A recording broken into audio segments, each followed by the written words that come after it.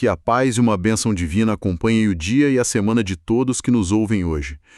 Começar mais uma jornada de descoberta com quem acompanha a gente é sempre um privilégio. Sem dúvida. E a nossa conversa de hoje é daquelas bem densas, né? Muito.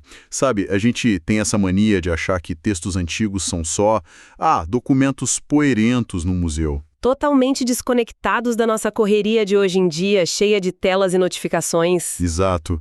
Mas de repente a gente esbarra num texto histórico que descreve, com uma precisão quase assustadora, aquela sensação universal de chegar no fundo do poço. Aquela hora que o chão simplesmente some, as estruturas desabam e fica só aquele silêncio que chega a ser ensurdecedor, sabe? E a literatura antiga é muito boa nisso. Ela tem uma crueza, uma honestidade que falta hoje em dia. A gente quer colocar filtro de positividade em tudo, né? E não dá pra colocar filtro na dor real.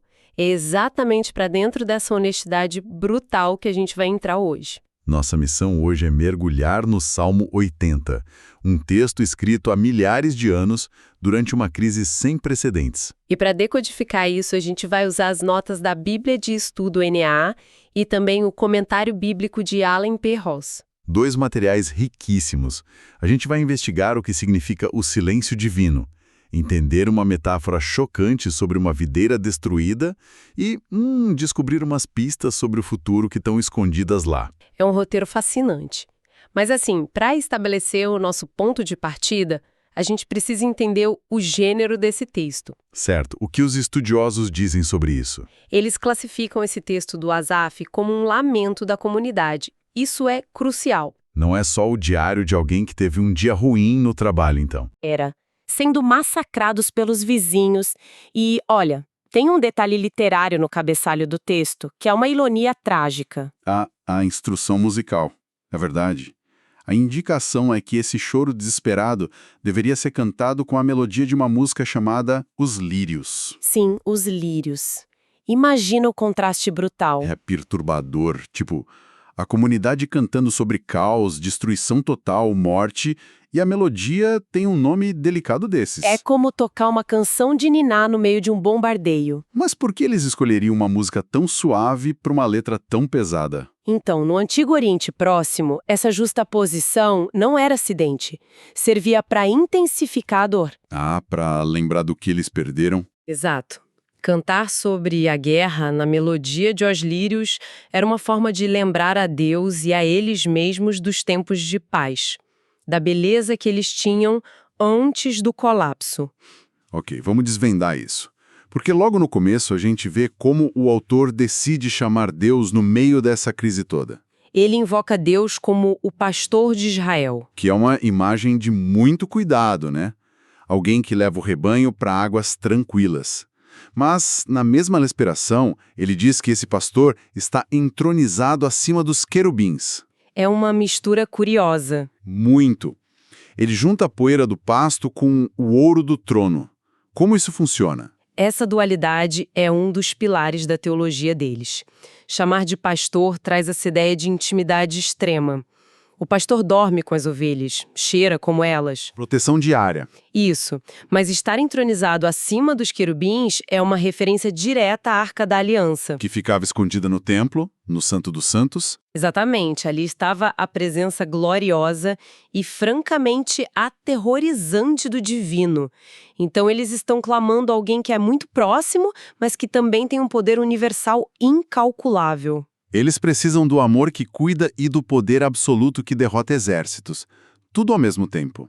E o autor não deixa isso abstrato. Ele dá nome aos bois, ou melhor, às ovelhas. Sim, ele cita o reino do norte, fala de José conduzindo Efraim e Manassés, e depois cita Benjamim. E o comentário de Ross ilumina muito bem essa geopolítica. Efraim e Manassés representavam o norte. Benjamim era o cerne do reino do sul, aliado a Judá. E todos eles eram descendentes da Raquel, certo? Certo. Então, colocar essas tribos lado a lado no mesmo clamor é uma declaração forte. A angústia nivelou todo mundo. A calamidade não poupou ninguém, do norte ao sul. A tragédia apagou as fronteiras políticas. Exatamente. A nação inteira, que vivia em guerra civil, agora está unida no desespero absoluto. E aí vem o refrão que ancora essa primeira parte. O povo grita tipo, num coral mesmo, restaura-nos, ó Deus, faze resplandecer o teu rosto, e seremos salvos. Essa frase é muito poderosa. Faze resplandecer o teu rosto. Né? Eu fiquei pensando nisso em termos de relações humanas mesmo. Sabe quando alguém que a gente ama muito dá aquele famoso tratamento de silêncio? Nossa, é horrível. O mundo parece ficar frio. Exato. A pessoa vira o rosto, fecha a cara. O ambiente fica hostil. Mas quando o rosto dessa mesma pessoa se ilumina ao olhar pra gente com um sorriso, vem uma segurança absurda. Uma sensação de que tudo vai ficar bem. O que é fascinante aí é que a sua analogia do sorriso captura perfeitamente a teologia do Antigo Oriente Próximo. Sério? Sim, o favor divino, para eles, não é um conceito jurídico frio. É ilustrado fisicamente como um rosto que brilha com benevolência. Ah, tipo a bênção de Arão. Exatamente, as fontes conectam direto com números. O Senhor faça resplandecer o seu rosto sobre ti. Sem esse brilho, o povo se sente na escuridão total. Jogados à própria sorte. Mas olha, é aqui que a coisa fica bem complicada. A gente entra num paradoxo difícil de engolir. Vamos lá. Se a premissa é que Deus é um pastor amoroso, cujo rosto brilha com graça, como a gente explica esse sofrimento indescritível? Porque o lamento central é muito duro. O autor chega a protestar, perguntando até quando Deus vai estar indignado contra a oração do povo. É um nível de dor onde até orar parece ofender a Deus. É perturbador. E essa palavra indignado tem um peso no original, né? Muito. No hebraico, ela carrega a ideia literal de fumaça. Fumaça? Como assim? É como se a ira estivesse fumegando, criando uma nuvem densa e intransponível na frente das orações. Nossa. Então o terror deles não é só o exército inimigo invadindo. Não. O terror real é que o próprio pastor parece estar bloqueando as súplicas deles. O céu virou bronze. E a poesia que descreve o dia a dia deles é de cortar o coração. O texto diz que eles estão comendo pão de lágrimas e bebendo lágrimas em abundância. O comentário de Ross destaca a tradução literal disso para o inglês, que é beber lágrimas às tigelas, by the bowlful. Beber lágrimas às tigelas. Imagina o impacto visual disso. Não é uma lágrima escorrendo no rosto numa cena dramática. Não é a dieta diária, o café da manhã, o almoço, o jantar. A mesa da família não tem comida. Só tem vasilhas enormes transbordando de choro. E, como se não bastasse essa dor interna, eles viraram motivo de zombaria. É o fundo do poço social. As nações vizinhas olham e dão risada. Pensam, olha o que aconteceu com o povo do Deus Todo-Poderoso. Cadê o pastor deles? É a vergonha pública misturada com o luto privado. Mas eu preciso levantar uma objeção aqui. Porque a metáfora parece que quebra. Como assim? Pensa bem. Um pastor existe para guiar, para defender dos lobos, levar para os pastos verdes. Como um pastor acaba alimentando as ovelhas com tigelas de lágrimas? Isso é um contrassenso. Vai contra a natureza dele. Essa é talvez a questão mais difícil de toda a literatura sapiencial da antiguidade. E como as fontes resolvem isso, sem dizer que o poeta só perdeu a lógica? A resposta está no conceito bíblico da disciplina. Disciplina. Ok. Para a teologia histórica de Israel, aquela calamidade não era um azar geopolítico ou fraqueza de Deus contra deuses estrangeiros. Era algo intencional. Totalmente intencional, uma ação disciplinar feroz do próprio Deus. O rebanho foi repetidamente infiel à aliança. Então o pastor trouxe um choque de realidade. Não por ódio, mas para corrigir. Exato. E a genialidade emocional é que, logo depois de falar das tigelas de lágrimas, eles repetem o refrão: faze resplandecer o teu rosto. Eles não fogem. Isso é muito louco. O instinto humano é correr de quem causa dor. Mas eles correm na direção deles. Eles sabem que a mão que pesa na disciplina é a única mão que tem autoridade para restaurar. É um amadurecimento teológico absurdo. Eles dizem, olha, a gente sabe que falhou, mas volta a brilhar o teu rosto sobre nós, porque a gente não tem para onde ir. É uma transição emocional muito poderosa. E aí, o autor percebe que a metáfora das ovelhas não dá mais conta do tamanho da perda. Uma ovelha que chora não explica uma nação destruída. Exatamente. Eles precisam de uma metáfora ligada ao território. Então, a gente sai do pasto e entra num vinhedo imenso. Israel vira uma videira. E o texto conta todo o épico botânico dessa planta. Lembra que Deus arrancou a videira do Egito, lá no Êxodo? Limpou o terreno e plantou. E foi um sucesso estrondoso. As raízes encheram a terra, a sombra cobriu montanhas inteiras, cobriu até os cedros gigantes do Líbano, E os ramos foram do mar Mediterrâneo até o rio Eufrates. que eram as fronteiras máximas ideais da Terra Prometida. Para eles, na época, isso não era só aula de mapa, né? Significava uma era de ouro. O universo estava em ordem, tinha estabilidade, tinha favor divino. Eles se sentiam invencíveis debaixo da sombra dessa prosperidade. Mas a queda de revirar o estômago. O poema pergunta por que derrubaste as cercas que havia em volta dela. E, detalhe, não são muralhas de castelo. São aqueles muros rústicos de pedra, essenciais na agricultura de lá para afastar animais. Perfeito. É só imaginar um jardineiro. O cara passa décadas cuidando de um jardim raro, constrói muros altos, equilibra o adubo e, de repente, numa manhã qualquer, ele pega uma marreta e destrói o próprio muro. Deixa os portões escancarados. E o que acontece? O inevitável. Invasores entram. O texto fala de pessoas roubando as uvas, de feras do campo e da imagem mais assustadora de todas. O javali da selva. Para uma cultura que dependia da agricultura, um javali solto numa vinha indefesa é cenário de filme de terror. E o terror é duplo. Primeiro, pela brutalidade do bicho. O javali não come uma uva com delicadeza. Ele fuça, quebra galho grosso, arranca a raiz com as presas. Ele destrói a capacidade da planta de crescer de novo. Acaba com a esperança. E as nossas fontes indicam que essas feras representam os impérios implacáveis, como a Assíria e a Babilônia. Impérios que não queriam só cobrar imposto. Eles arrancavam o povo da terra. Sim, destruíam a identidade nacional. Mas tem um segundo terror aí muito mais existencial. O porquê teológico. O fato de que foi o próprio jardineiro que pegou a marreta. Foi Deus quem derrubou o muro. Precisamente.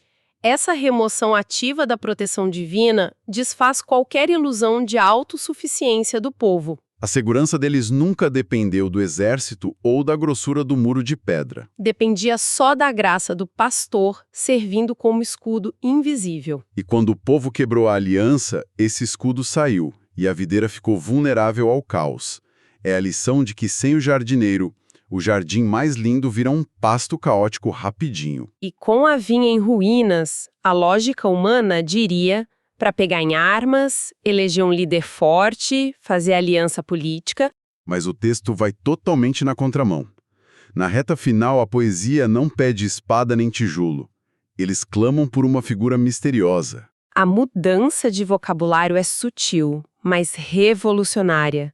O autor olha para a raiz e para o ramo novo, que no hebraico literal é chamado de filho. O filho que tinha sido cortado. Isso. E aí vem o apelo profético. Seja a tua mão sobre aquele que escolheste, sobre o filho do homem que fortaleceste para ti. Filho do homem e aquele que escolheste são títulos com peso monumental. O Ross destrincha isso muito bem. Ele mostra a alusão à tribo de Benjamim. É verdade. O nome Benjamim significa filho da mão direita, né? Sim. Então o salmista pede que a mão direita de Deus repouse sobre o filho da sua mão direita. No momento histórico, eles esperavam que Deus levantasse a nação, ou o rei deles, daquelas cinzas. Mas é aí que a gente vê a lente ampliada da Bíblia. Lembra das bonecas russas, as matrióticas? Sim, que você vai abrindo e tem sempre uma menor dentro. Exato. A gente olha por fora e vê um lamento histórico sobre invasores quebrando cercas no Oriente Médio. Mas quando você abre essa história, Tem outra lá dentro. A videira aparece em Gênesis 49. Depois vai para os profetas tipo Isaías e Jeremias, e o padrão é sempre trágico. a videira sempre falha. Seca, dá uva azeda, é invadida, a nação não sustenta a fidelidade. Mas dentro desse fracasso tem uma semente.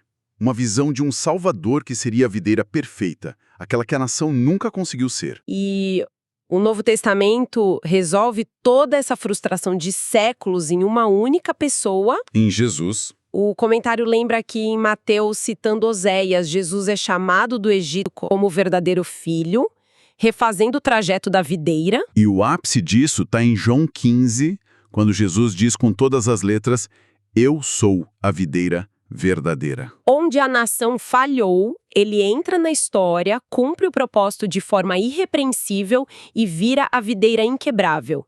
Os muros dele não podem ser derrubados. E isso muda completamente o final do poema. O clamor termina dizendo: Vivifica-nos e invocaremos o teu nome e não nos afastaremos de ti. Eles entendem que a cura para a infidelidade não é força de vontade moral. Não é tentar ser melhor por conta própria. A cura é intervenção divina, trazendo vida por meio desse Filho do Homem. A fidelidade só é possível se estiver ancorada nele. Essa é a tese do lamento. O ser humano não tem capacidade intrínseca de se salvar do caos que ele mesmo cria. Muito menos do caos dos javalis da selva do mundo lá fora. A gente precisa de um resgate externo, desse Filho do Homem fortalecido por Deus. Sem o brilho dessa graça, somos só uma vinha abandonada. Que jornada intensa que a gente fez hoje, hein? A gente começou sentindo o peso de quem tem que beber tigelas de lágrimas todo dia, explorou o choque de ver a vida devastada como uma vinha sem muros, atacada por feras. E vimos que esse desespero não escoa para o vazio. Não mesmo. Ele encontra o refúgio não em estratégia militar ou vingança, mas num único apelo espiritual: fazer o rosto de Deus voltar a resplandecer na escuridão. E olha, tem um lembrete existencial inestimável para quem acompanha a gente hoje. Qual? Esse texto prova-te um nível de honestidade quase brutal com a própria dor, incluindo o direito de questionar o silêncio do céu, é ativamente encorajado. Ninguém precisa usar máscara para se aproximar do divino, né? Fingir que tá tudo bem quando não tá. De forma alguma. A dor crua é o veículo mais poderoso para buscar restauração. E isso me leva a um pensamento provocativo para a gente deixar ressoando, já que estamos encerrando o mergulho de hoje. Diga. Se a gente pensar nas crises avassaladoras da nossa vida, a gente percebe um padrão. A gente gasta quase toda a nossa energia tentando, com as próprias mãos, reconstruir os muros. Muros financeiros, emocionais, relacionais. Trabalhamos até o limite para manter os javalis do caos do lado de fora das nossas cercas. Mas, à luz da sabedoria que a gente acabou de ver, e se o nosso foco mais urgente quando estamos completamente vulneráveis e com os muros no chão não for correr atrás de tijolo e argamassa? E se a atitude mais vital for só parar e buscar o rosto resplandecente daquele que plantou a semente em primeiro lugar? Fica a reflexão. Deus abençoe todos os ouvintes.